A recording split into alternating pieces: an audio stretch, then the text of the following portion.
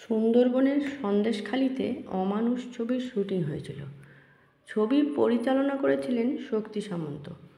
ছবির night shooting করার ব্যাপার নিয়ে সন্দেশখালিতে থাকাকালীন একদিন সন্ধেবেলা উত্তম কুমারের সঙ্গে পরিচালক শক্তি সামন্তের প্রচণ্ড ঝগড়া কথা কাটাকাটি হলো। শক্তি সামন্ত জানিয়ে দিলেন তিনি অমানুষ ছবির শুটিং বন্ধ করে দেবেন। সবাইকে ডেকে বললেন, জিনিসপত্র গুছিয়ে নাও, কাল সকালেই আমরা বম্বে ফিরে যাব। 1 মাসের আউটডোর, তখন মাত্র 5 দিন শুটিং হয়েছে।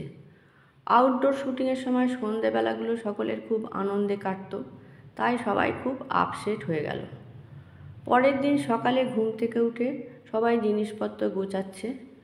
উৎপল দত্ত, শর্মিলা ঠাকুর, প্রেমা নারায়ণ সবাই খুব মনমরা।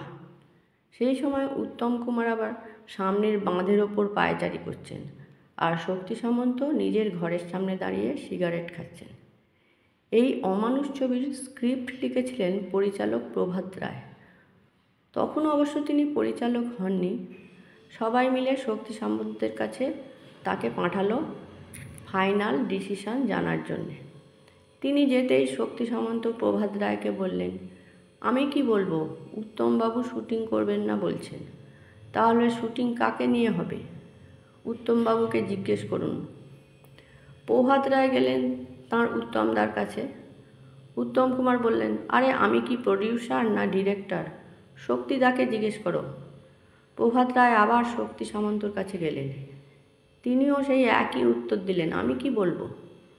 হঠাৎ বাঁধের ওপর দাঁড়িয়ে উত্তম কুমার চেঁচিয়ে বললেন, শক্তিদা, কাল আপনি বলেছিলেন আজকে জোয়ার এলে বাঁধের ধার পর্যন্ত যখন জল উঠে আসবে তখন আমাকে আর রিঙ্কুকে নৌকায় বসিয়ে বাঁধের ওপর ক্যামেরা রেখে শট দেবেন। জোয়ার কিন্তু এসে গেছে শক্তিদা। শর্মিলা ঠাকুরের ডাক নাম ছিল রিঙ্কু। শক্তি সামন্ত তখন বললেন, তাই নাকি, তাহলে আপনাদের ওই গানের শটটা নিয়ে নেওয়া যাক, যান আপনি রেডি হয়ে নিন। তিনি প্রভাত রায়কে বললেন, যাও যাও প্রভাত, রিঙ্কুকে রেডি হতে বলো, মনোজকে বলো নৌকোর ব্যবস্থা করতে, খোকলু বলো, খোকলু ছিল ক্যামেরাম্যান, তাকে বলো যে ক্যামেরা বার করতে। সেদিন উত্তম কুমারের কথায় সত্যিই জোয়ার এলো শক্তি সামন্তের সবার মধ্যে, না হলে হয়তো বন্ধই হয়ে যেত অমানুষ। কি আশায় বাঁধি খেলাঘর গানটার পুরো শুটিং হয়েছিল লঞ্চের ওপর। সকাল থেকে সন্ধ্যা পর্যন্ত শুটিং হতো, লঞ্চেই খাওয়া দাওয়া। একদিন এই রকম শুটিং করতে করতে সবাই একটা খাল দিয়ে জঙ্গলের মধ্যে অনেকখানি ঢুকে গিয়েছিল। খাল ক্রমশ সরু হয়ে আসছিল। হঠাৎ ঝপ করে সূর্য ডুবে গেল। শক্তি সামন্ত লঞ্চের চালককে বললেন, চলো এবার ফেরা যাক। লঞ্চটা ছিল কলকাতার, তাই তার ড্রাইভার সুন্দরবনের জলপথ একদমই চিনত না। এবার হলো ঝামেলা, ঘুটঘুটে অন্ধকার, কোথাও কোনো আলো নেই, কোনো চিহ্নও নেই, দিশাহারা অবস্থা। তখন লঞ্চ গুলিয়ে যেখানে ঢুকলো সেটা আবার অন্য একটা খাল। সেটা এগোতে আরও জঙ্গলে ঢুকে গেল সবাই। জানলার পর্দা ফেলে দেওয়া হলো, বাঘের ডাক শোনা যাচ্ছে মাঝে মাঝে। উৎপল দত্ত তখন মজা করে শর্মিলা ঠাকুরকে বললেন, রিঙ্কু, তোমার শ্বশুরবাড়ির দেশ এসে গেছে, টাইগার তোমাকে ডাকছে। টাইগার অর্থাৎ পাতাউদি ছিলেন শর্মিলা ঠাকুরের স্বামী। শর্মিলা তখন হেসে বললেন, শুধু আমাকে নয়, আপনাদের সবাইকে ডাকছে, ডিনার খাওয়াবে বলে। সবাই তখন রীতিমতো ভয় পেয়ে চুপচাপ হয়ে গেল। উত্তম কুমার তখন একপাশে বসে বসে গুনগুন করে গান গাইছেন। শক্তি সামন্ত লঞ্চের ডেকের ওপরে বসে আছেন।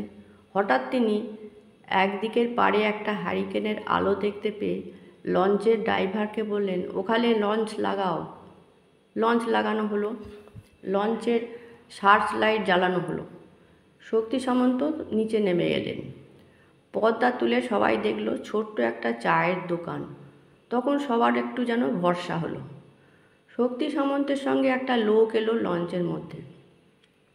লোকটা ছিল ওই চায়ের দোকানের মালিক। তার সঙ্গে ছিল এক ধামা মুড়ি আর একটা বড় কেটলিতে চা। ওগুলো উত্তম কুমারের পায়ের কাছে রেখে লোকটা তাকে সাষ্টাঙ্গে প্রণাম করল। উত্তম কুমার বলে উঠলেন, আরে কি করো কি করো, আমাদের খুব খিদে পেয়েছে, একটু চা মুড়ি দাও দেখিনি। লোকটা তখন বলল, আপনারা খান, আমি আসতেছি। লোকটা দৌড়ে চলে গেল। স্পট বয়রা গ্লাসে গ্লাসে সবাইকে চা দিতে লাগলো। এমন সময় হঠাৎ গুরু গুরু গুরু করে যেন মেঘ ডেকে উঠল। জানলার পর্দা সরিয়ে দেখা গেল নদীর পাড়ে অন্তত 100 খানেক হারিকেন, আর কত যে লোক তার কোনো ঠিক নেই। ওই চায়ের দোকানের মালিক নিশ্চয়ই গ্রামে খবর দিয়েছিল, তাই তারা এসেছে। তাদের অনুরোধে উত্তম কুমারকে নিয়ে ওপরের ডেকে দাঁড়ানো হলো। লঞ্চের সার্চ লাইট উত্তম কুমারের মুখের ওপর ফেলা হলো। তারপর ওই মানুষজনের হাততালিতেই বোধহয় বাঘ পালিয়ে গেল। উত্তম কুমারের কথায় ওদের মধ্যে 2-3 জন লঞ্চে উঠে এলো। তারপর তারা কিভাবে যেন বোধহয় গাছের গন্ধ শুঁকে শুঁকে পাড়ের ওপর সার্চ লাইট ফেলে ফেলে সবাইকে রিসর্টে পৌঁছে দিল।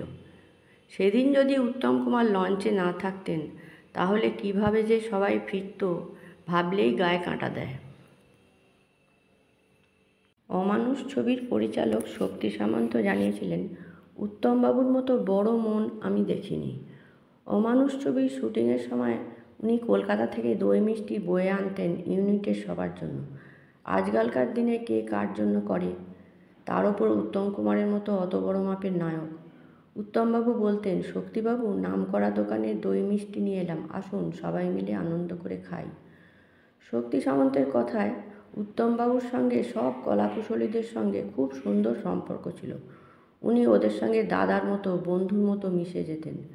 বোম্বের বড় বড় নায়ক নায়িকাকে তো দেখেছি, তারা অহমিকায় ভুগতেন, পাত্তাই দিতেন না টেকনিশিয়ানদের।